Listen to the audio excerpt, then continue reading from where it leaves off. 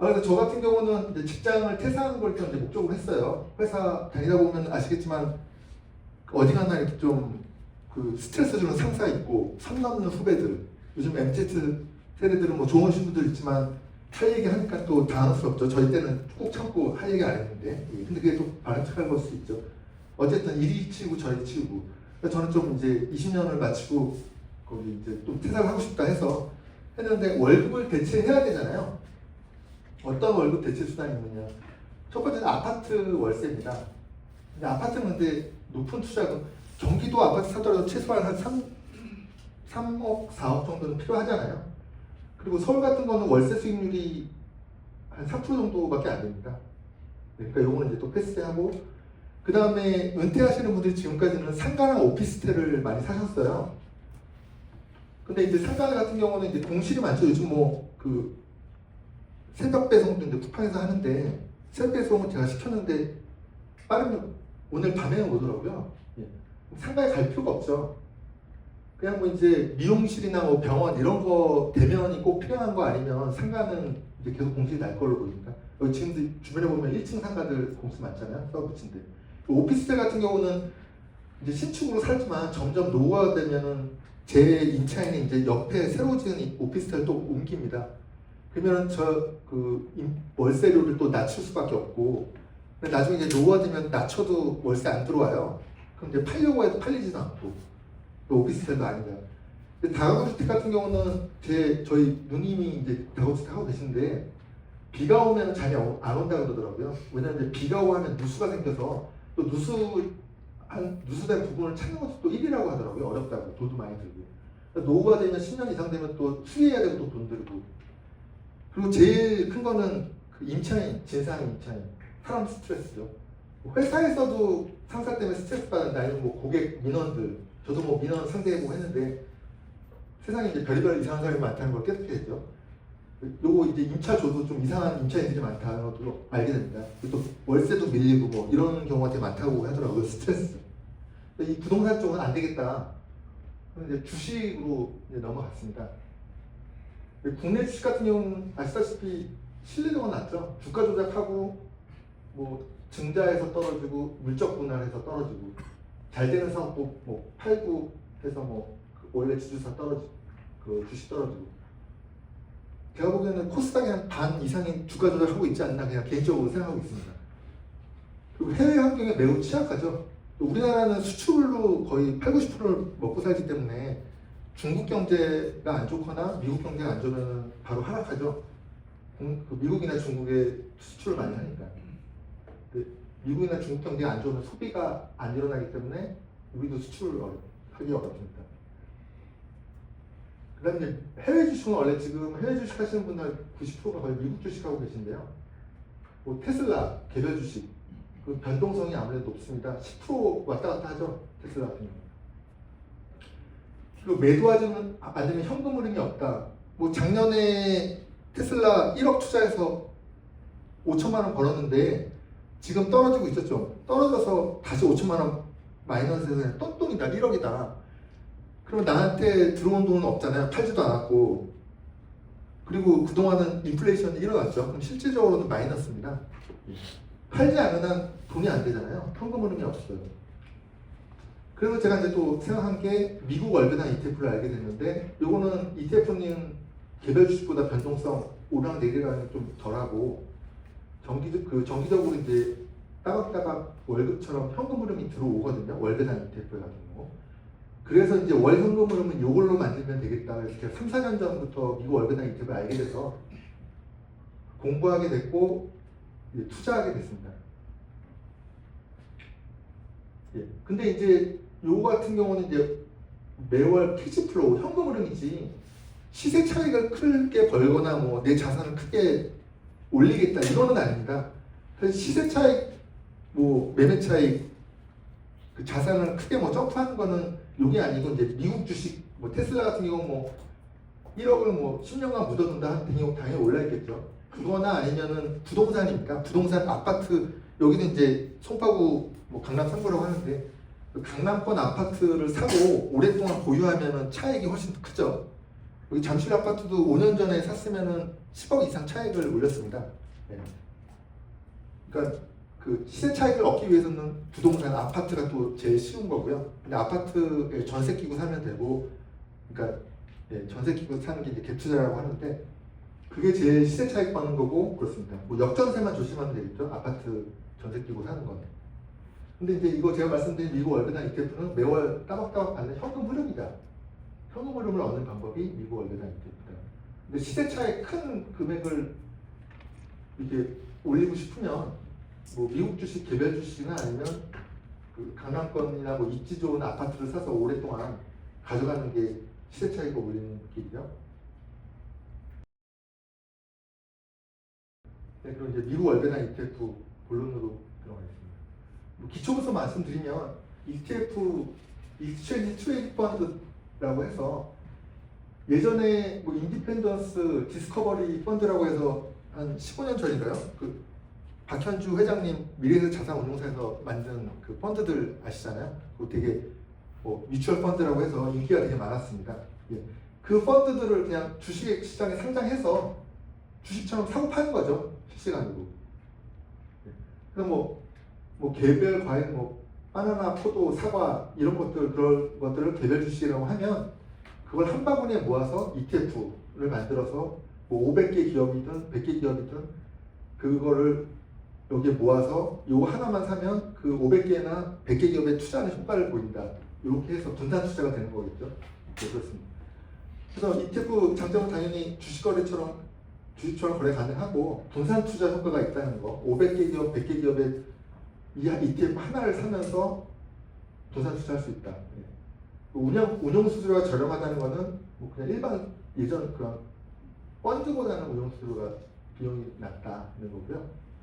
또 배당금을 받을 수 있다. 배당주 ETF가 많기 때문에 월마다 아니면 뭐 그 분기마다 뭐 반기마다 배당을 받을 수 있습니다.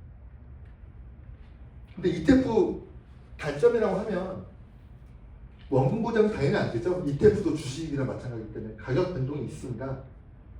어떤 분은 제 블로그 댓글을 달아서 원금 보장 되면서 연배당률이 20% 이상 되는 게 있냐고 하는데 그건 뭐 도둑놈 10보죠. 그런 거 있으면 다 부자 됐죠. 원금은 보존하면서 배당률은 뭐 20% 이상 가져가겠다. 그거는 좀 그렇습니다. 네, 도둑놈 10보입니다. 그런 건 없어요. 그래서 개별 주식보다는 아무래도 이제 그 별도폭이 낮으니까 크게 오르진 않게 됩니다. 네, 수익률은 낮습니다. 운용 수수료가 있다는 거. 뭐 주식 같은 경우 개별 주식은 없겠지만 운용 수수료는 뭐 우리나라 같은 경우 미래에셋 자산운용사나 뭐 미국 같은 경우는 골드만삭스, 블랙락 자산운용사에서 운용을 하기 때문에 또 6개월마다 뭐 리밸런싱 사고팔고도 하기 때문에 운용을 하기 때문에 운용 수수료가 들어갑니다. 있습니다. ETF. 다양한 ETF들이 있거든요. 그래서 뭐 이제 시장지수 추종하는 스파이나 뭐 QQQ 제일 유명하죠. 예. 스파이는 S&P 500 지수 추종하는 거고요. QQQ는 나스닥 100 지수, 혁신 기업, 알파벳이나 구글, 아마존, 엔비디아 같은 혁신주 나스닥 100 지수 추종하고요. 구라는 것도 있는데 뱅가드 그룹에서 나온 S&P 500. 그리고 섹터별로 뭐그 기술주나 뭐 금융주, 헬스케어주에 투자하는 섹터별로 있고요. 그다음에 테마형, 요즘 AI 로봇이 핫한데 뭐 테슬라도 휴머노이드 로봇 만들고 있잖아요. 그래서 테마형으로 하는 알크라는 그 혁신주에 투자하는 알크라는 ETF가 있는데 요거는 이제 그 신문 기사 보면은 캐시우드라고 돈나무 언니라고 하면서 간혹 나옵니다. 그래서 너 한국 사람도 아닌데 왜 돈나무 언니라고 하지 않는데 이름 그 자산운용사 대표 이름이 캐시우드이기 때문에 그렇게 하거든요. 그래서 거기서 나온 자산운용사에서 나온 ETF는 알크다. 그 배당의 그 배당주로 구성된 ETF. 예. 그건 슈드라고 SCHD가 제일 유명하고요. 미성년자 자녀들한테 부모님들이 제일 많이 사줍니다. 슈드 배당 성장주. 그다음에 뭐 채권에 투자하는 거는 뭐 VNQ도 있고 TH라는 ETF가 제일 유명하고요. 근데 채권 ETF는 작년 초에 그 서학개미 분들이 제일 많이 샀는데 금리 인하 될 거라고 작년에 그 기정사실화 됐잖아요. 근데 의외로 금리 인하가 늦어지고 이렇게 됨으로써 채권 가격이 오히려 채권 금리가 약간 오히려 올리면서 그 채권 가격이 떨어지지 않았어요. 예. 그러니까 채권 가격이 떨어졌어요. 그래서 그 손해를 많이 봤습니다. 의외로 투자를 했는데 금리 인하를 보고. 근데 금리 인하가 늦어져서 그 서학개미들이 의외로 요 채권 ETF에서 손해를 좀 봤다는 거. 원자재 투자, 뭐 금이나 GLG라는 그 ETF가 있습니다. 사실 지금 그 골드바 많이 뭐 품절되고 하잖아요. 금값이 많이 올라서.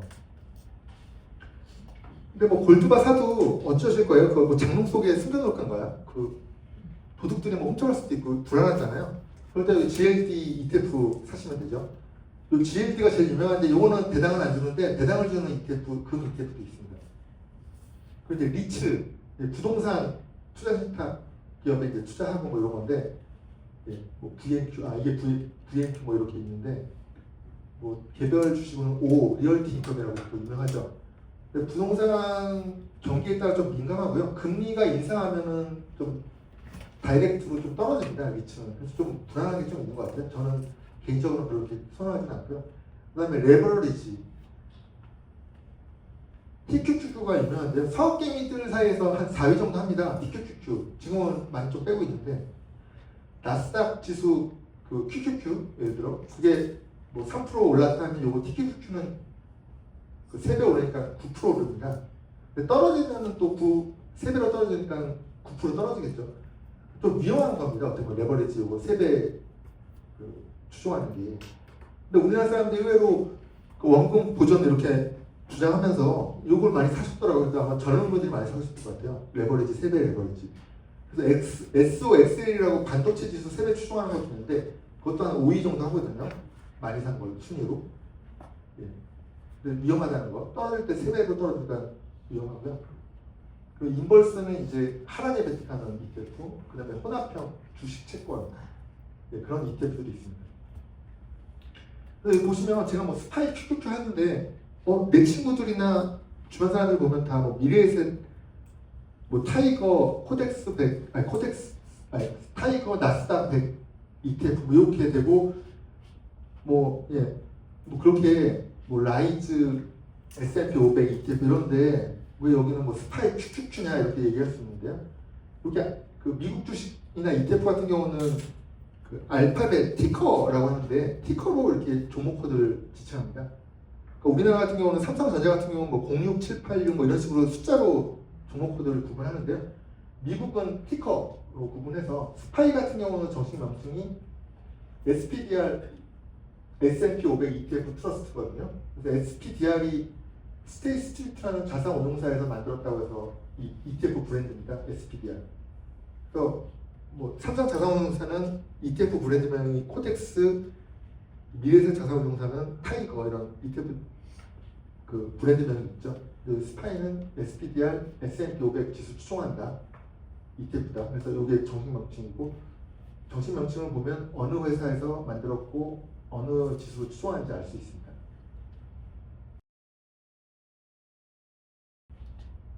ETF 되게 다양하다. 미국에 상장된 ETF. 그래서 뭐 미국 투자 뭐 계속 해도 되냐, 신뢰할 수 있냐 이렇게 할 수 있는데요. 왜 미국 투자인가? 시가총액 순위로 거기 규모가 큽니다. 전 세계 시가총액 50%를 차지하죠. 그리고 유동성이 되게 풍부합니다. 주가가 그래서 왜곡되지 않고 주가 조작도 일어나기 어렵죠. 스파이 같은 경우는 시가총액이 900조입니다. 근데 반면에 뭐 타이거 S&P 500 ETF 이런 거는 뭐 8조 이 정도거든요. 100배 정도 차이 나거든요. 그러니까 시가총액이 상대가 안 되죠. 우리나라 상장 ETF랑 미국 상장 ETF. 그리고 세계적인 기업이 많습니다. 매출 순위 10개 기업 중에 5개가 미국이고요. 그다음에 시가총액 10개 기업 중에서 9개가 미국입니다. 1위만 사우디 아랍코이고요. 나머지는 다 10개 중에 9개가 시가총액 1위가 미국이다. 시가총액 높은 순위. 젊고 우수한 인적자.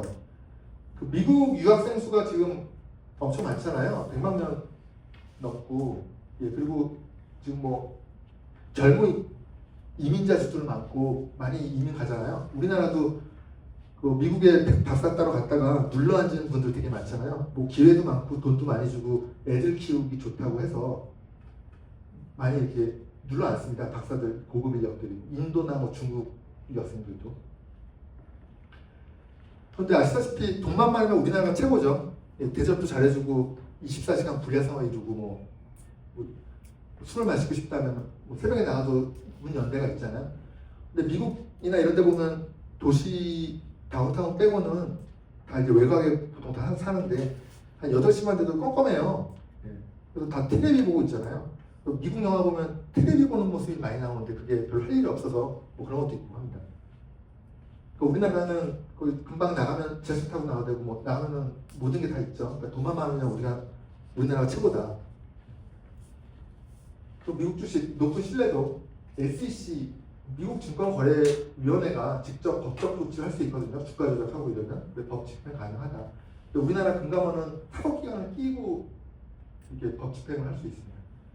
그래서 뭐 내부자 거래나 뭐 자회사 분리상장 이런 것도 엄격히 금하고 관리하고 있고요.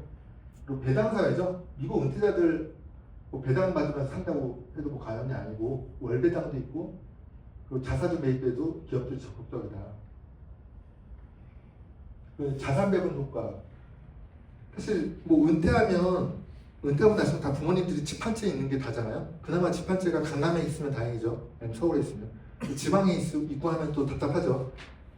거기다 뭐 그나마 부동산에 더해서 아파트에 더해서 우대주식 뭐 삼성전자 가지고 있긴 한데 부동산이든 삼성전자는 다 원하잖아요. 통화가 분산 투자가 안 된 거잖아요.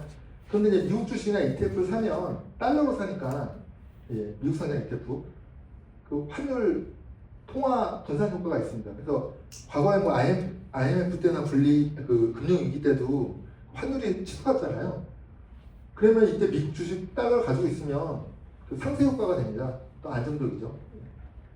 분산 투자, 통화 분산 차원 효과를 위해서라도 미국 주식이나 ETF가 투자가 필요하다.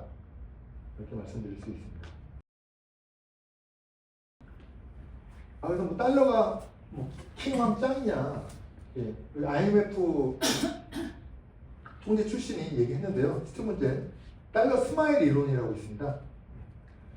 한마디로 그냥 미국 경제가 나쁘건 안 좋건 달러는 계속 상승한다. 예. 그래서 웃는 표정으로 이렇게 스마일이거든요. 미국 경제가 나쁠 때 세계 경기가 침체되죠. 그 미국 소비가 아니라고 미국이 3위 인구국이고 최대 그 소비 국가인데 소비가 안 돼서 자동차도 안 사고 핸드폰도 안 사고 하면 우리나라도 그렇고 중국도 멕시코도 수출이 잘 안 되면 우리나라도 경기 침체되고 전 세계적으로 침체가 확산되잖아요. 그러면은 그 경제 위기 그리고 금융이 불안정되고 또 전쟁 우려도 있고 발생하면 투자자들은 안전자산인 기축통화인 달러로 이동합니다. 예, 오일 달러라고 하죠. 그 모든 오일 석유는 중동 국가에서 뭐 다 달러로 결제하라고 하는데 몇 년 전에 뭐 위안화로 결제하겠다고 해서 중동 국가의 압력을 미국에서 넣어서 다시 뭐 달러로 다시 결제하고 하는데 아무튼 기축통화인 달러의 또 그 위력이 대단하다. 그쪽으로 다 이동한다. 그래서 금융위기 때나 코로나 때도 다 달러가 올랐습니다. 그러니까 미국 경제가 나빠도 달러가 오르고 미국 경제가 호황이에요. 그래서 경제가 성장하고 호황이면은 그 인플레가 될 수밖에 없습니다. 그래서 어떻게 보면 미국이 호황이에요 지금. 인플레가 나니까 당연히 금리 인상을 해야죠. 안 그러면 돈가치가 떨어지는데. 아니면 거기 인플레가 나면 그 경기가 침체되니까. 그래서 금리 인상을 하게 됩니다. 그리고 기술 혁신 계속 성장하면 기업들이 거기 뭐 당연히 뭐 엔비디아나 애플 성장하면 그쪽 주식을 사기 위해서 달러로 바꾸잖아요. 달러를 사야지 살 수 있으니까. 그리고 채권도 뭐 정부가 우량하고 기업체가 우량하면 뭐 채권 이자도 많이 주면 당연히 이걸 또 사겠죠. 달러에 대한 수요가 증가합니다. 예, 미국 경제가 활성화되면서 닷컴 때나 닷컴 상승기 때나 뭐 미국 경제 호황 때 달러는 또 상승했습니다. 언제 달러가 약세를 보이냐? 한 중간 정도 고만고만 할 때예요. 미국 경제가 보통 수준은 안정적일 때 투자자들은 다른 고수익 자산을 찾아서 이동하거든요. 그래서 글로벌 경제가 안정적이면 달러보다 신흥국 통화나 뭐 유로화, 원자재 투자로가 증가합니다. 그래서 2000년대 뭐 그 중국 호황기 때나 뭐 아니면 뭐 이제 뭐 안정기 때 미국 경제 안정기 때는 그 달러가 이렇게 약세를 좀 보였다. 네, 그렇게 이해하시면 되고요. 결론은 그 미국 경제가 좋든 안 좋든 달러는 계속 상승한다. 안정적이다.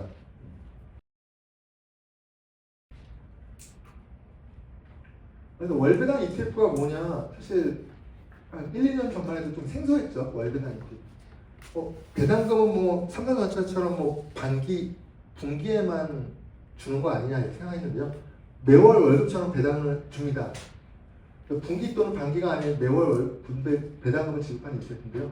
정확하게 말하면 분배금이라고 하거든요. 500개 기업 ETF에 투자해서 500개 기업에 투자하는 ETF 하나를 사서 그 500개 기업들이 배당금을 주면 자산운용사에서 그걸 받았다가 투자자한테 분배를 하는 겁니다. 분배금이라는 명칭이 정확한데요. 근데 뭐 편의상 그리고 이제 자산운용사를 다 이제 그냥 배당금이라고 얘기하더라고요. 월배당. 그래서 그 장점은 뭐 매월 배당금 지급하니까 그거를 인출해서 생활비처럼 쓸 수 있고 또 뭐 그 자동 복리 효과도 있죠. 배당금을 재투자해서 뭐 장기적으로 수익을 좀 증가시킬 수 있고 재투자해서 복리 효과 노릴 수 있다. 그리고 높은 배당금이라고 썼는데요. 미국에 상장된 ETF 중에는 연 배당률이 50% 이상으로 지급하는 ETF들도 있습니다. 우리나라는 없잖아요. 그래서 1등엑스사에서 나온 NVDY, TSLY, MSTY, 뭐 코니 이런 초고 배당주가 있거든요. 50% 이상. 이번 달에는 NVDY가 100%가 나왔어요. 근데 주가가 떨어졌기 때문에 더 높아 보이는 현상, 그 착시효과가 있긴 한데 50%씩 주다가 110%를 이번에 줬더라고요. NVDY. MSTY도 100% 주는데 MSTY는 뭐 100%씩 주긴 하는데 많이 떨어집니다. 네. 리스크가 아무튼 높겠죠. 50% 주는 만큼. 하이 리스크, 하이 리턴이라고. 그리고 단점은 높은 운용 수수료. 이 1등엑스사에서 나온 초고배당주 ETF는 50%를 주지만 수수료가 1%예요. 높죠, 제일. 근데 1% 빼도 49% 이익이잖아요. 그럼 할만하죠. 리스크는 있겠지만. 그래서 뭐 단점이라고 하면 단기 투자로 큰 시세 차익은 이익을 얻을 수 없다. 주가가 뭐 크게 오르지는 않으니까. 대신에 배당금을 따박따박 주니까 그걸 목적으로 하는 거죠. 그리고 이제 분산 투자가 많이 돼 있기 때문에 뭐 똑같이 주식이 크게 상승하지는 않는다. 그렇습니다. 그래서 월배당 ETF는 뭐 앞서 말씀드렸지만 시세 차익보다는 이제 배당금이 목적이다.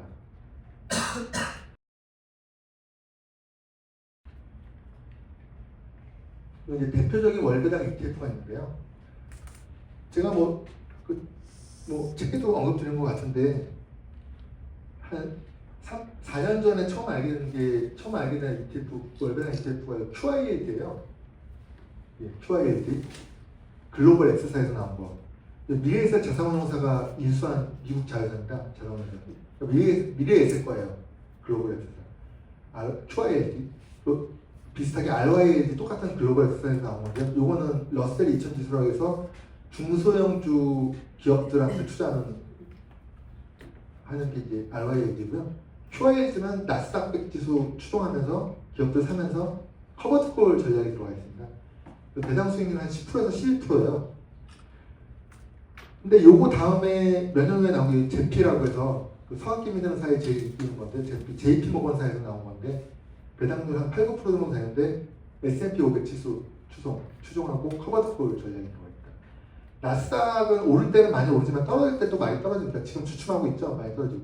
그럴 때 안정적인 게 S&P 500이에요. 금융주가 포함되어 있기 때문에 그 떨어질 때 하락기에 좀 더 방어를 잘 해줍니다. 오를 때는 나스닥 100 지수보다는 좀 덜 오르지만 더 안정적이다. 그리고 이제 찰스 슈왑에서 나온 SCHD, 슈드, 요게 이제 배당 수익률 3.5에서 4%에 좀 낮다고 볼 수 있지만 매년마다 11%씩 배당금을 올려줍니다. 배당 성장률이 11% 정도 돼요. 그래서 실제 10년 뭐 지나고 이러면 배당 수익률이 3.5, 4%가 아니라 더 높겠죠. 고배당주에 투자하는 ETF. 유명합니다. 이것도 서학개미들 사이에서 많이 사고 있고요. 그 다음에 이제 TLT는 그 장기채권, 20년 장기채권에 투자하는 ETF인데 이건 4에서 5%인데 이게 또 채권 중에서 제일 유명한 블랙락에서 나온 블랙락이 전 세계 자산운용사 중에 1위입니다. 그래서 금리 인하되면 이 채권 ETF나 채권 가격이 상승하죠. 이득을 보는 거죠. 금리 인하. 그 리츠 거기 리츠인데 이거 이제 호야 캐피탈에서 나온 건데요. 배당 수익률이 좀 높습니다. 10% 11% 리츠 기업. 근데 부동산 경기에 민감하고 금리 인상되면 즉 바로 좀 떨어진다는 거. 그 다음에 이제 일드맥스사에서 나온 MVDY랑 MSTY가 있는데요. 제 책에도 MVDY를 좀 썼습니다. 배당률이 50% 60%예요.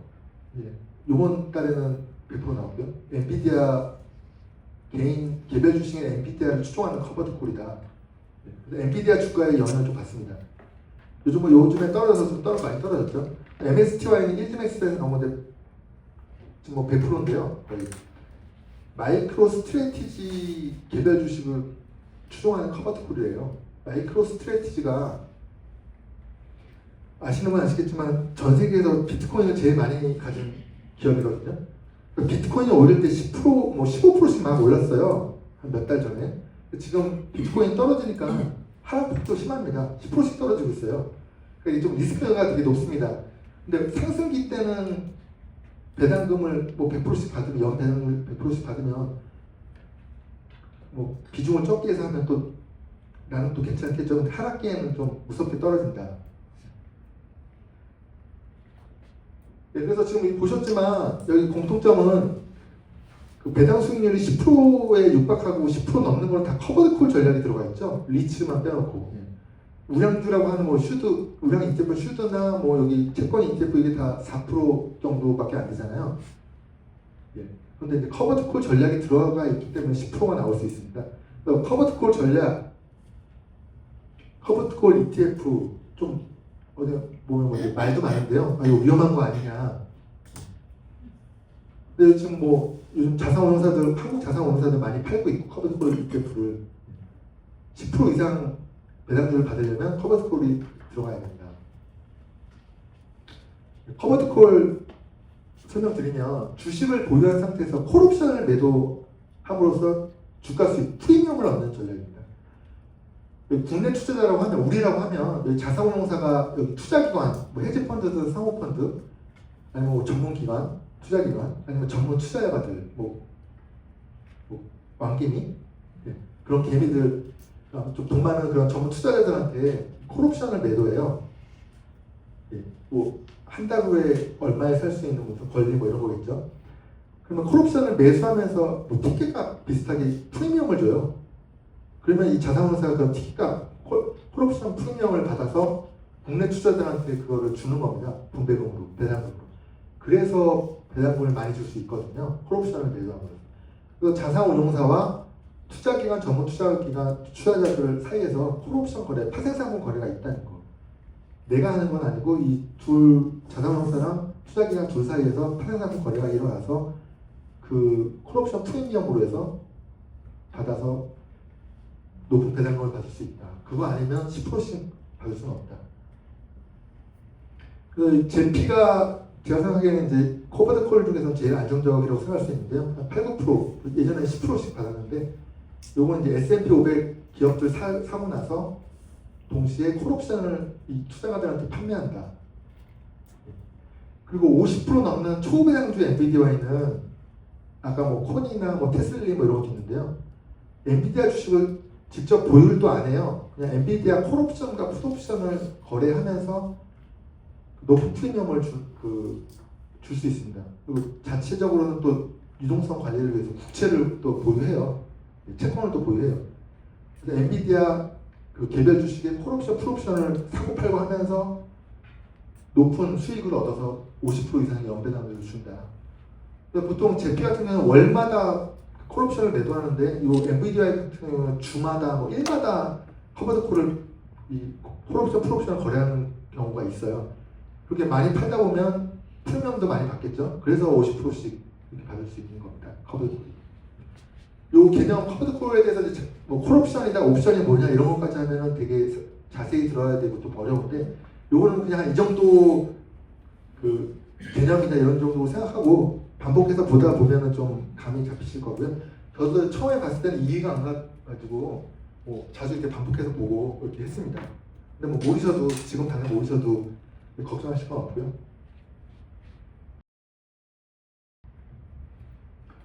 그래서 뭐 결론이 뭐냐? 나는 이렇게 그 배당률 포트폴리오 어떻게 구성해야 되느냐? 배당률 얼마 정도 받을 수 있느냐. 나는 그 리스크 감당하기 싫다 하면 그냥 슈도 사시면 됩니다. 장기적으로 봤을 때 5년 정도 나는 묻어줄 수 있다, 10년 묻어줄 수 있다. 슈도 3.5에서 4%지만 매년 배당금을 11% 정도씩 늘려준다고 했잖아요. 그러면서 주식도 좀 올라요. 그 슈드에 100% 하셔도 되고요. 안정적으로 한다고 하면. 근데 좀 아쉽다고 하면 그 JP 커버드 콜 중에서 그럼 안정적인 JP, 그 JP 모건에서 나온 거 배당률 8, 9%, 10% 정도 되는 거고 50% 정도 5대 5로 하면 배당률 한 3% 정도 나옵니다. 6.3%. 지금 저축은행 예금금리가 세전은 한 3% 정도 하고 있죠. 네, 저축은행 예금금리. 그거에 비하면 6.3%는 높아요. 네. 여기 앞에 계신 분 6.3%면 좀 만족하시나요? 아, 그러세요? 저 여기 6.3% 만족하세요? 이상하죠? 만족 안 할 것 같은데 저 같으면 6.3% 너무 적지 않아요? 다른 강의에서는 택도 없다, 스틸 헝그리하다 그러더라고요. 높은 배당을 더 원하면 제피 말씀 50%를 하고 제피Q가 나스닥 100지수 추종하는 거잖아요. 최근에 되게 많이 올랐어요. 지금 이제 떨어졌지만 퍼포먼스는 또 높은데 떨어질 때 또 많이 떨어지니까 그렇죠. 근데 나스닥과 S&P 500에 둘 다 투자하는 거죠. 제피Q 반 하면 배당률 10% 나옵니다. 12%까지도 오르는 경우 있고요. 그럼 괜찮잖아요. 12%라고 하면 1억 투자하면 월 100만 원씩 받을 수 있어요. 연 1200만 원이잖아요. 12%라고 하면 배당률. 그러면 1억 투자하고 100만 원, 할만하다. 근데 4억 투자하면 400만 원. 400만 원 정도 돼야 사실 퇴사해도 적다면 적고 또 많다면 많을 수 있는데 400만 원 정도는 돼야지 되는데 4억을 투자하려면 아파트에는 4억 투자했는데 주식 ETF에 4억 투자하는 건 사실 좀 리스크가 좀 있잖아요. 그럼 어떡하지? 근데 400만 원 나와야 되는데. 그러면 여기 빨간색은 거는데 좀 나는 리스크 감당하겠다. 좀 무리 좀 하겠다 하면 여기 밑으로 내려오시면 됩니다. 여기 인드맥스사 초배당 ETF 아까 엔비디아에 50% 나온다고 했잖아요. 근데 테슬리, 코니, MST와는 좀 리스크 많이 떨어지고 있으니까 좀 그렇고 그나마 안정적이라고 제가 책에 쓴 게 엔비디아이거든요. 지금 최근에 그 딥싱크 때문에 좀 많이 떨어지고 관세 정책 때문에 좀 많이 떨어지긴 했는데 다시 또 충분히 엔비디아는 오를 여지가 있죠. 엔비디아가 오르면 엔비디아도 오릅니다. 그리고 변동성이 높을수록 엔비디아에는 배당 많이 주거든요. 그래서 이번에 100% 준 것 같고 요거 50%짜리를 같이 섞어서 포트폴리오의 비중으로 같이 몇 프로 한 10% 정도 하면 배당률이 쭉 올라가겠죠. 그럼 한 20%까지는 만들 수 있고 그냥 배당률을 무리해서 요거 50%짜리 넣어서 25%까지 한다 하면 그 1억 내면 200만 원 나오거든요. 2억 내면 400만 원. 배당률 25%로 하면. 근데 그건 좀 리스크가 있으니까 그거는 좀 신중하게 생각하시고. 근데 나는 그냥 무난하게 갔다 하면 요것도 사실 제 개인적으로 생각하면 제피랑 제피Q도 크게 안 떨어지고 퍼포먼스가 좋습니다. 배당률도 높고. 앞으로 장기적으로 우상향은 하잖아요. 지금 떨어지고 있지만. 그래서 배당률 10% 얻을 수 있다. 이 정도만 해도 안정적으로 괜찮습니다. 근데 더 안정적으로 가겠다. 리스크 아예 부담 안 하겠다면 슈드 한 4% 정도에 만족하고 난 장기적으로 가겠다. 그럼 이거 하면 됩니다. S&P 500은 제 책을 썼는데 과거 30년간 1400% 상승했고요. 나스닥 100지수는 과거 30년간 4500% 상승했습니다. 코스피는 반면에 170% 상승했고요. 미국은 증시는 장기 우상향 해왔고 할 수밖에 없다. 근데 그 중간에 오락내락을 하겠죠. 그래서 제 딸도 초등학교 4학년이에요. 그래서 제 딸 미성년자 자녀 같은 경우는 지금 증여세를 미성년자 자녀에게 2천만 원까지는 무료잖아요. 증여세가 없잖아요. 그것도 태어나서 10년이 아니라 처음에 증여를 하고 10년인가 한 시점부터 10년 계산하는데 저도 그래서 2천만 원을 그 제 딸 계좌에 넣었어요. 요즘은 이제 부모들이 비대면 계좌로 해서 자녀 계좌를 틀 수 있거든요. 증권 계좌 창구에 나가지 않고.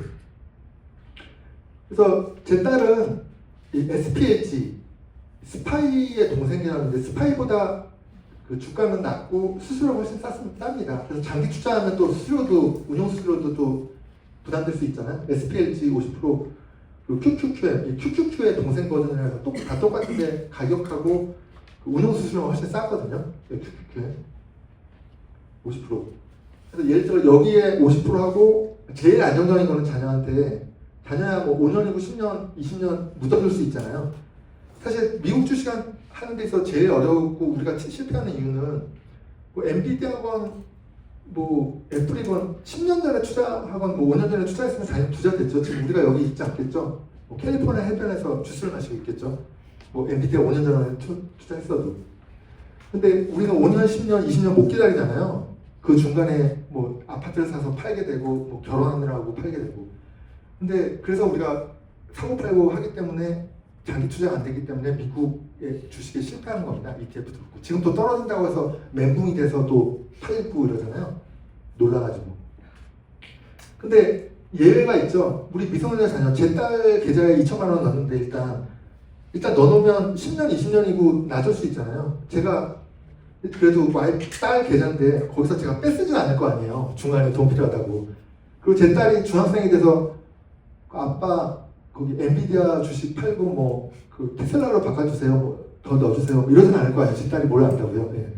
그러면 10년, 20년 뭐 제 딸이 뭐 결혼할 때는 아니면 아직 결혼할 때는 나 필요 없다면은 계속 놔두면 당연히 올라있겠죠. 그러면은 나 추가적으로 더 훨씬 큰 돈을 벌겠다 하면 애플, 엔비디아, M7, 매그니피센트 7이라고 해서 시가총액 순인데 애플, 엔비디아, MS, 메타, 테슬라 혁신 기업, 투자도 많이 하고 돈도 많고 정부 지원도 많고 여기 투자 7개 하면 이 7개 중에 한두 개는 10년, 20년 후에는 뭐 쇠퇴할 수 있겠죠. 최근에 뭐 IBM이나 인텔 쇠퇴했는데 그런 것처럼.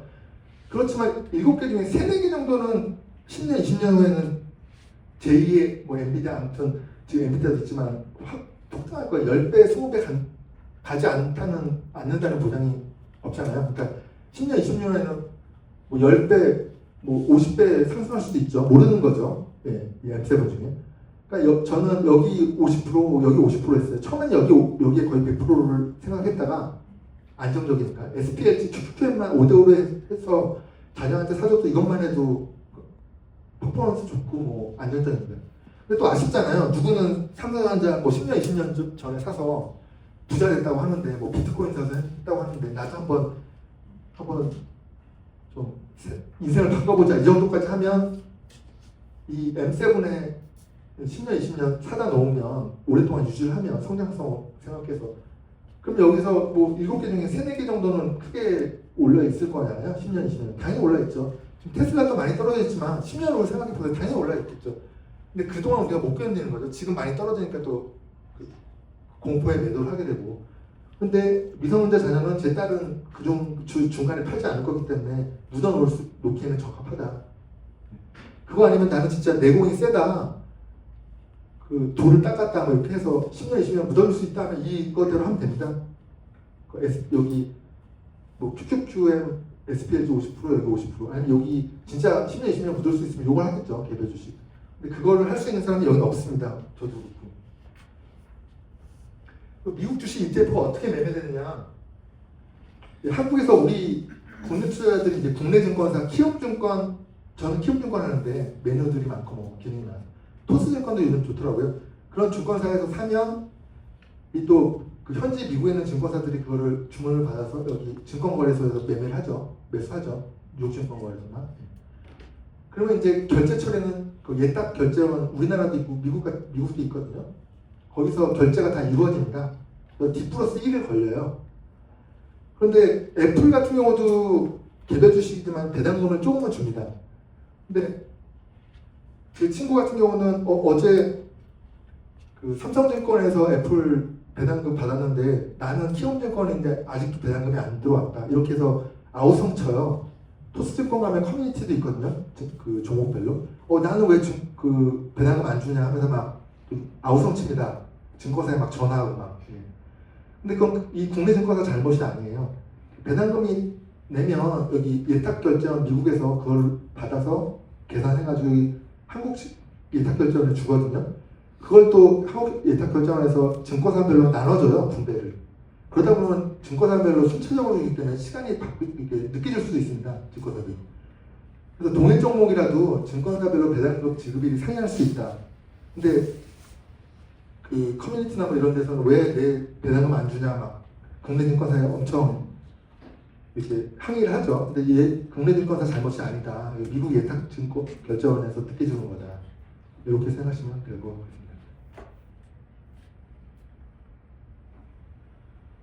그리고 미국 주식거래 시장, 주식시장 거래 시간. 그 제일 또 중요한 게 미국 상장 ETF를 사거나 테슬라 미국 주식 사려면 그 밤에 사야 되잖아요. 정규 시장이 이제 그 서머 타임이 시작됐기 때문에 저번 주 일요일부터요. 10시 반부터 열립니다. 정규 시장 10시 반부터 5시까지죠. 아침 6시.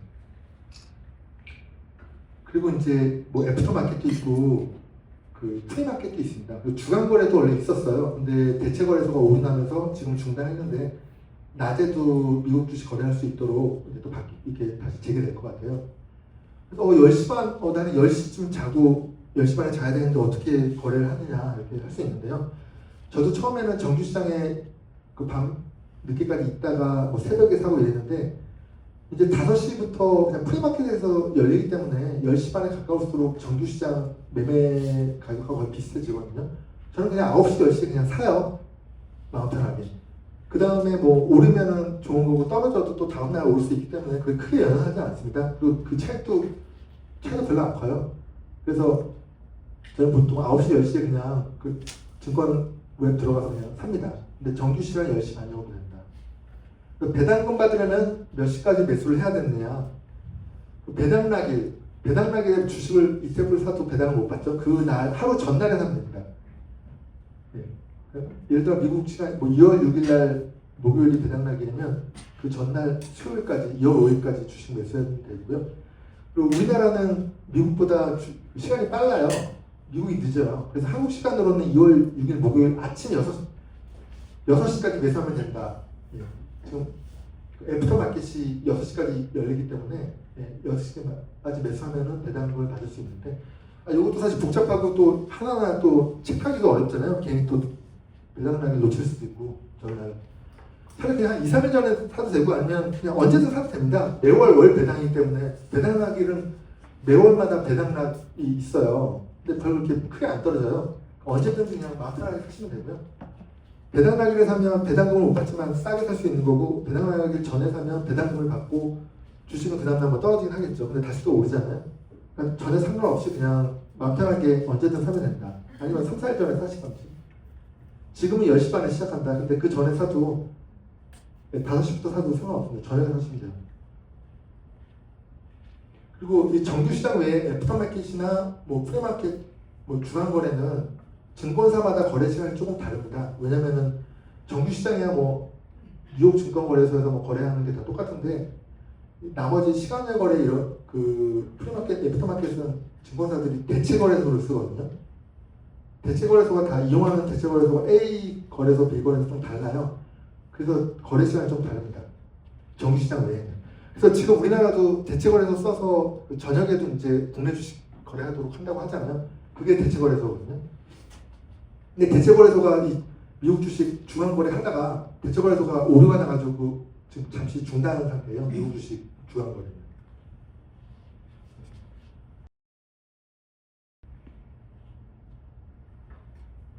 미국 ETF 주식 세금도 생각해야 되죠.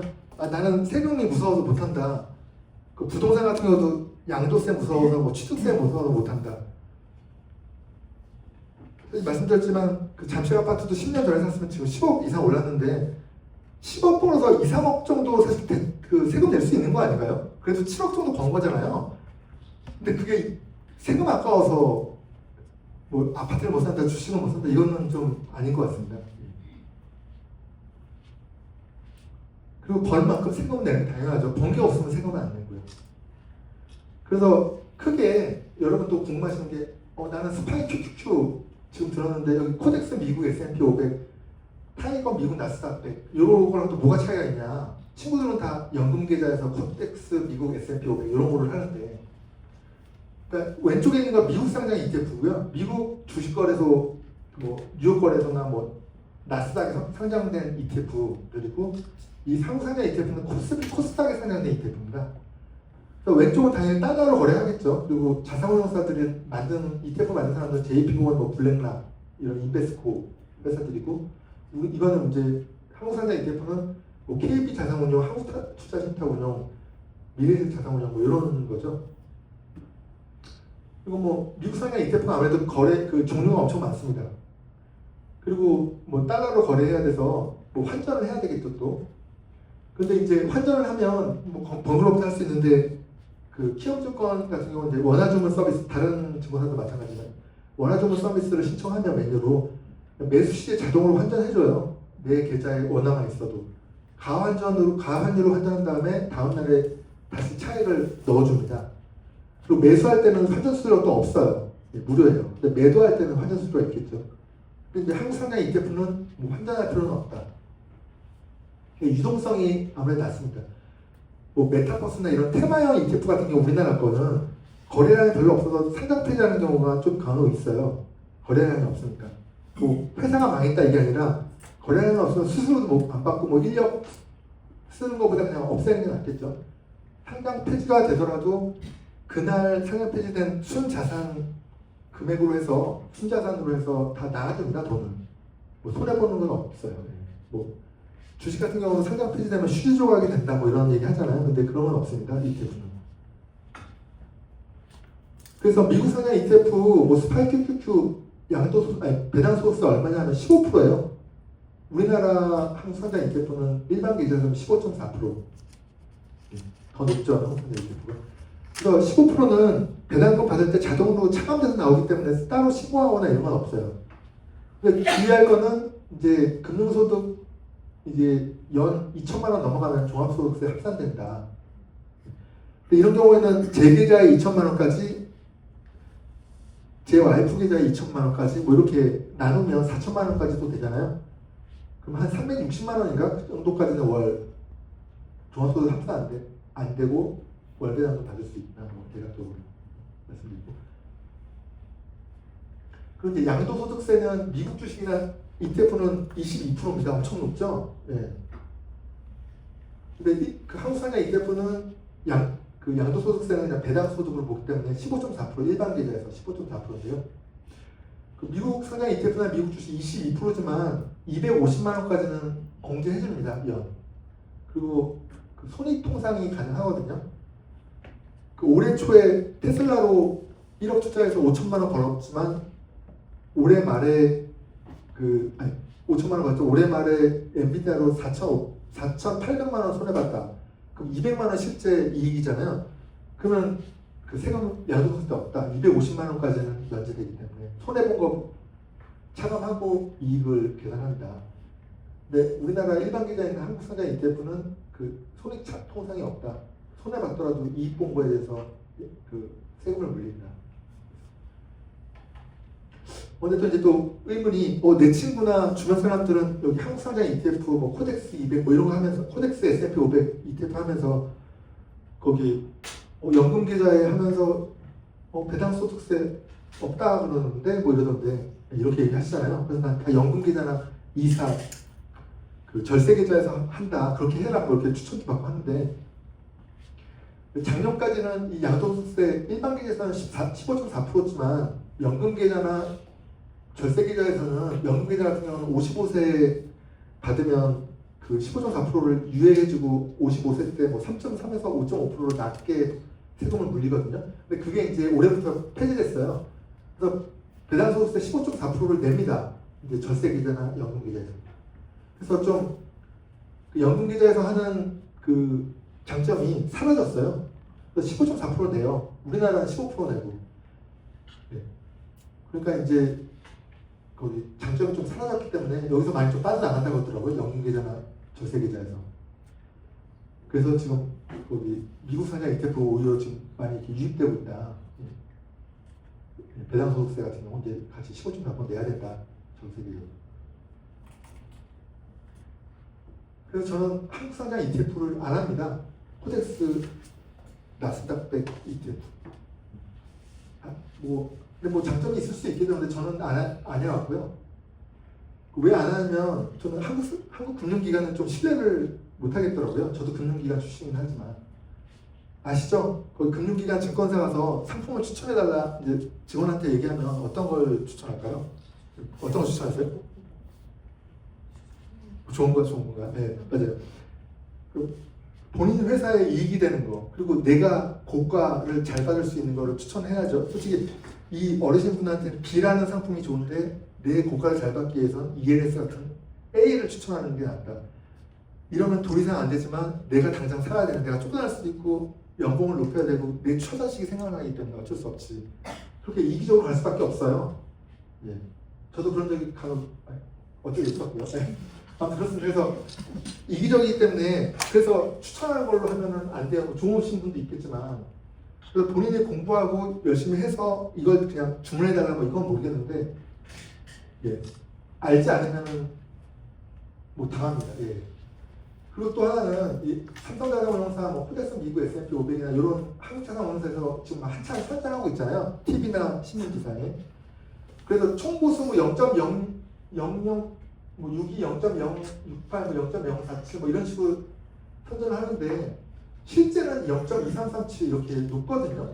기타 비용하고 매매 중개 수수료가 있는데 이거를 내세우진 않아요. 왜냐면 공시는 이것만 하도록 노출되도록 그 법적으로 이렇게 규정이 이렇게 돼 있거든요. 그래서 선전 보다 보면 이제 총보수 같은 경우는 운용보수나 뭐 판매보수, 뭐 수탁보수 이런 사무관리보수 본인들이 그 이익 보는 거는 총보수라고 하는데 그거는 명시하고 기타 비용 그 회계감사비나 뭐 S&P 500 지수를 사용하는 것도 지수 사용료를 낸다고 그러더라고요. 뭐 그런 뭐 보관 수수료 그리고 뭐 매매 중개 수수료 ETF도 6개월마다 리밸런싱 또 안 좋은 기업들은 또 매도하고 좋은 기업을 매수해야 되잖아요.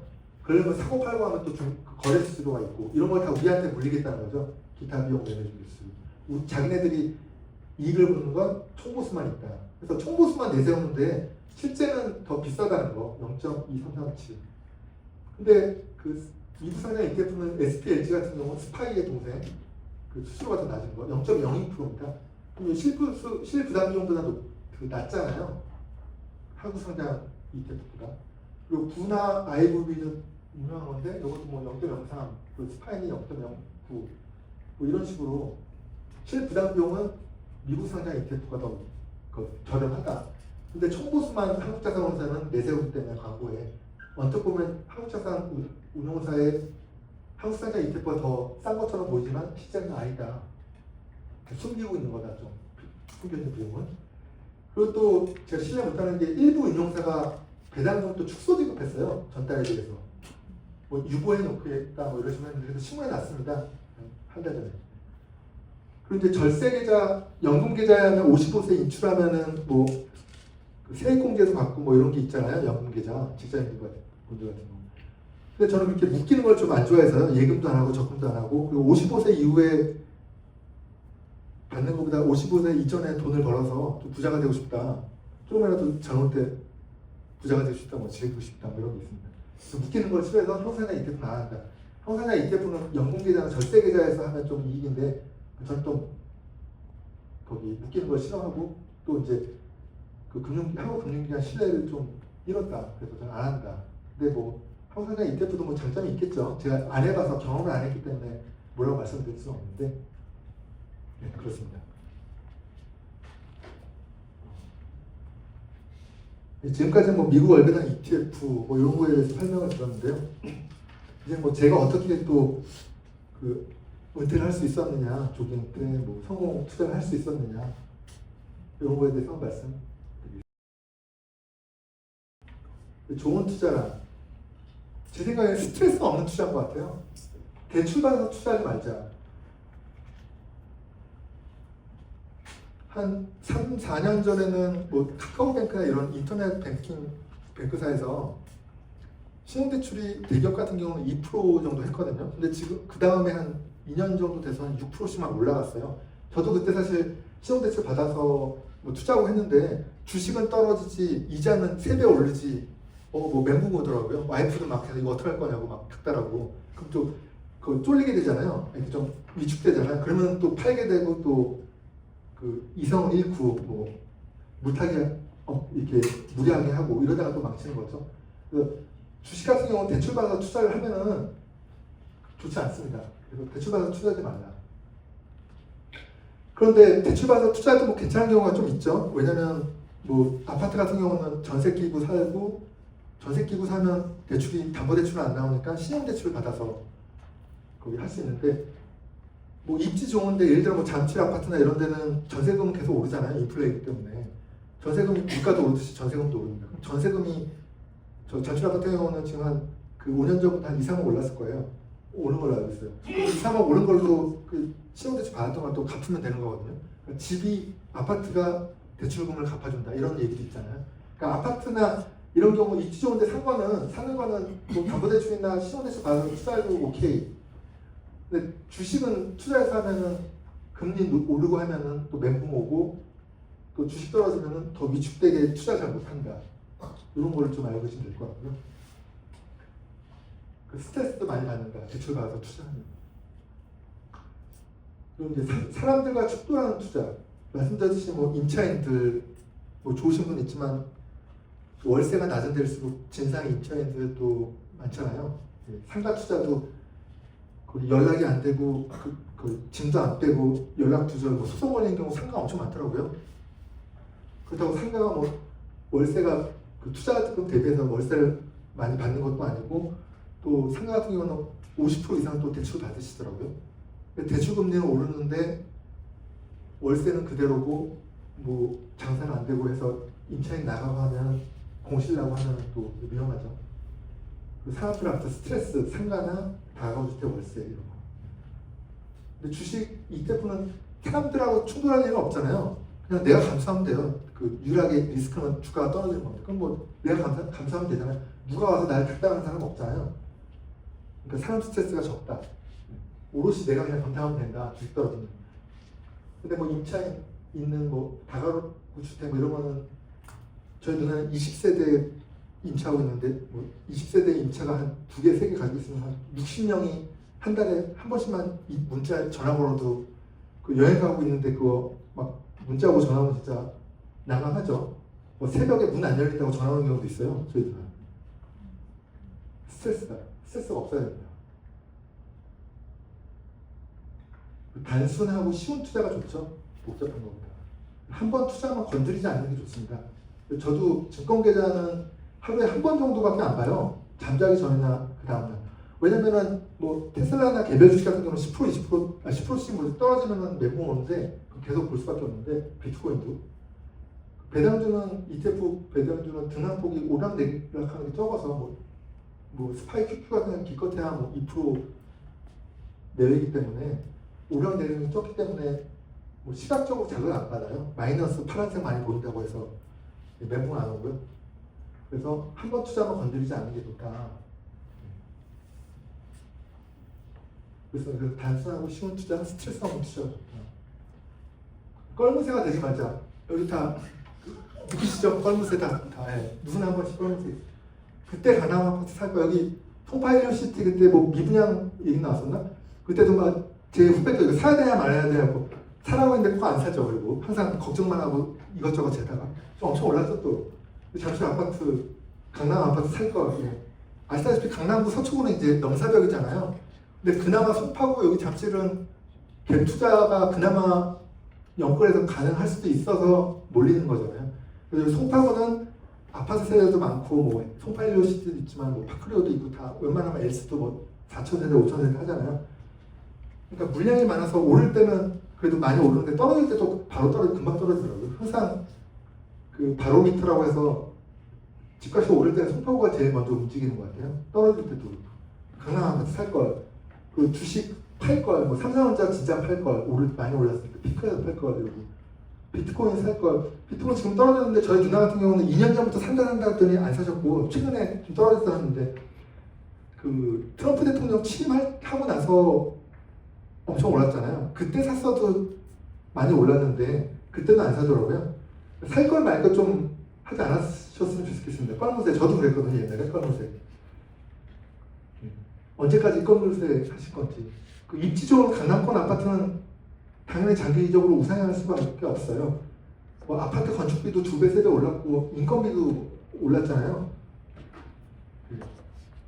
그래서 생각만 하지 말자. 인생 금방 지나간다. 시작이 곧 성공이다. 그리고 제가 이렇게 ETF 강좌를 하지만 저 사람은 그 말 믿어도 되겠냐. 우리 한국 사람의 특징이 성격이 급한 것도 있지만 또 의심이 많잖아요. 그래서 이게 진짜 될까 또 의심하시잖아요. 근데 저도 처음에 그랬습니다. 이게 진짜 연배당률 처음에 10% 진짜 나오나 50% 나오나 했는데 한 주씩만 사보시면 될 것 같아요. 한 주만 사도 배당금 들어왔다고 뭐 알람 올리고 설정하면 카톡으로 올리고 뭐 5종목을 사면 한 달에 5번 올리잖아요. 그러면 그 괴로운 일상, 직장 생활에 또 하나의 오아시스가 되죠. 이렇게 알람이 오면. 한 주만 사도 이렇게 알람이 오고 또 한 주씩 사면서 보다 보면 뭐 주가 흐름도 알 수 있고 뭐 배당금 뭐 꾸준하게 나오는지 볼 수 있잖아요. 그러니까 한 주, 2주만 몇 주라도 한번 사보시고 한번 경험을 해보시고 그러다가 이제 좀 금액을 뭐 괜찮다 싶으면 올리시면 되고 이렇게 하면 될 것 같아요. 일단 시도 경험이 중요합니다. 그래서 뭐 건물세가 되지 말자 뭐 이런 거 말씀드렸고요. 그래서 주식시장 실패하는 이유는 뭐 당연히 그 테슬라나 애플 10년 묻어두면 당연히 오르죠. 근데 우리가 그걸 못 참잖아요. 인간의 이상. 근데 꼭 쌀 때 안 사고 비쌀 때 다 몰리잖아요. 삼성전자도 예전에 그랬고 비트코인도 그랬는데 지금 비트코인 떨어지고 미국 주식 떨어지니까 또 이렇게 관심 없잖아요. 팔고 지금 사면 어떻게 보면 될 수도 있는데 괜찮은데 꼭 이렇게 몰릴 때 사는 포모 현상 때문에 남들 사고 돈 벌었다고 하니까 쌀 때 사면 되죠. 그래서 주식시장 실패하는 이유가 가격이 좀만 올라서 또 매도하잖아요. 왜냐면 떨어질까 두려워서 1억 투자해서 뭐 3천만 원 벌었는데 최근에 떨어져서 1,000원 마이너스 2천만 원으로 상승이다. 2천만 원이라도 좀 수익을 얻자. 또 떨어지면 어떻게 다시 본전되면 어떻게 이래서 또 매도합니다. 그 다음에 가격이 내리면 뭐 10% 20% 떨어질 수 있잖아요. 지금처럼.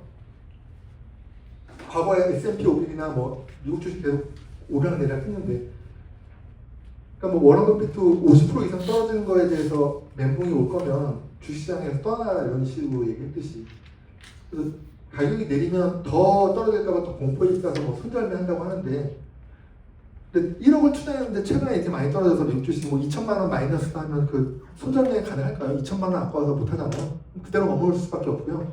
제 생각에는 지금 말씀드리는 거는 그 현금을 좀 한 10% 20% 비중해서 지금 떨어질 때 추가 매수하는 게 사연이 낫다.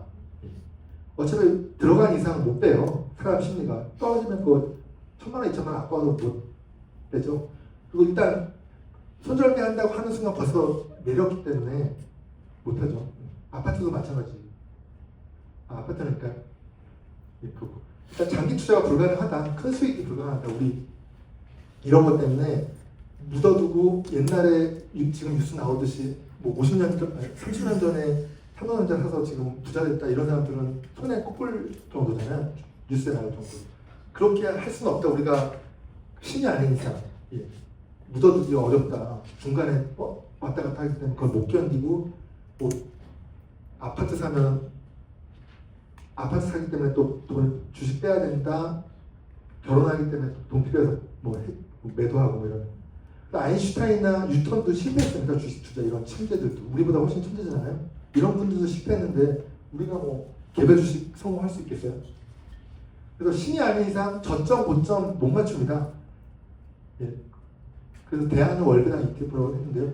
제 주변에도 지금 이제 떨어지니까 빼서 놔뒀다가 오르면 늦겠다 이러는데 제가 얼마 전에 그 우리나라 공기업에서 한 5, 600억씩 그 자산운용을 하시는 분 만났는데 그게 되냐? 떨어질 때 빼놨다가 오를 때 다시 하는 거 이렇게 단타처럼 사고 팔고 그거 불가능하다고 하더라고요. 본인도 해봤는데 안 된다 그러더라고요. 이득 못 봤다고 그런 자산운용가들도 뭐 똑똑하시다고 하시는 분들도 그래서 저점 고점 못 맞추니까 그냥 이렇게 넣고 그냥 오래 기다리면 됩니다. 그래갖고 좀 많이 떨어졌다고 싶었을 때 현금을 좀 비중을 둬서 추가적으로 매수하는 게 좋을 것 같고요. 그 다음에 저점 고점 못 맞추기 때문에 대안은 월배당 ETF다. 일단 매월마다 배당금이 들어오면 심리적으로 주가가 떨어져도 안정되고 또 상세도 되잖아요. 네, 그래서 뭐 그 개별 주식보다 월배당 ETF가 주식 변동폭도 좀 적은 편이고. 그래서 지금 제가 뭐 이제 조기 은퇴했다고 하긴 하는데 어떻게 뭐 공부했냐, 책을 어떻게 냈냐, 또 한국 사람들 떠먹여주는 거 좋아하시잖아요. 동기부여, 제가 뭐 인생책이라 이렇게 추천드릴 수 있는 거는 타이탄의 도구들 아시죠? 유명한 책인데 틴테리스 나는 4시간만 일한다는 책도 썼습니다. 요거랑 지중해 부자라고 있는데 이건 나온 지 좀 됐는데 책이 얇아서 한 2~3시간이면 봐요. 박종기 저자님이 쓴 거. 요 2개를 전 추천을 드리고 싶고요. 그 다음에 영화는 맵고 뜨겁게라는 중국 영화인데 그 넷플릭스에서 1위 했고 중국에서 1조 이상 벌어들였다고 하더라고요. 근데 우리나라는 잘 모르더라고요. 넷플릭스 1위한 자림이라는 감독 겸 그 주연 맵고 뜨겁게 다이어트 동기부여자입니다. 그 행복을 찾아서 윌 스미스가 나온 옛날 그 자산운용사 대표가 거기 나오는 실화 얘기를 나오는 건 실화입니다. 네, 행복을 찾아서 요게 또 동기부여하는데 좋고요. 그다음 ETF 책은 뭐 제 책도 있지만은 제 책 보고 나시면 나의 첫 ETF 포트폴리오 나는 배당 투자로 매일 스타벅스를 공짜로 마신다. ETF 공부하시는 분은 이거 보셨을 거예요. 슈페TV라고 해서 뭐 그 유튜브도 하시는 저자이신데 네, 도서 여기 있고 ETF. 네, 블로그 제가 뭐 4년 전부터 블로그 해서 했다고 했는데 블로그에 의외로 얼리 어답터들이 많습니다. 좋으신 분 이렇게 능력 있으신 분들 많고 저도 이거 보면서 좀 공부한 거거든요. 그래서 뭐 황금별의 부자노트라는 황금별이라는 분도 유튜브하고 뭐 강의도 하시던데 이분 있고 그리고 이제 평온한 주식 투자 최근에 책 내셨더라고요. 평온이라는 분이 계신데 이분은 이제 그래프 설명까지 잘 하면서 그 블로그에 잘 글을 많이 게시하시더라고요. 요거 참고하시면 될 것 같고. 그래서 네, 동기부여 뭐 도서, 영화, 책, 뭐 블로그 있는데 아무튼 책이 제일 중요하죠. 책이 동기부여하고 공부하기 제일 좋습니다. 나는 책 죽어도 싫다. 저도 책을 옛날에 보기 싫어했어요. 책도 보기 싫다 하면 그 만화책부터 보시는 것도. 허영만 작가님이 쓰시는 그 주식책도 있고 옛날에 부자사전이라는 부동산 책도 있었거든요. 아주 예전에. 저도 처음에 부동산 부자 사전 것도 보고 했거든요. 그러니까 책이 싫다고 하시면 그 만화책으로 흥미를 돋구고 그 다음에 또 책을 보시면 될 것 같아요. 그래서 이렇게 하시면 되고 항상 이제 그 준비를 하시고 공부를 하시고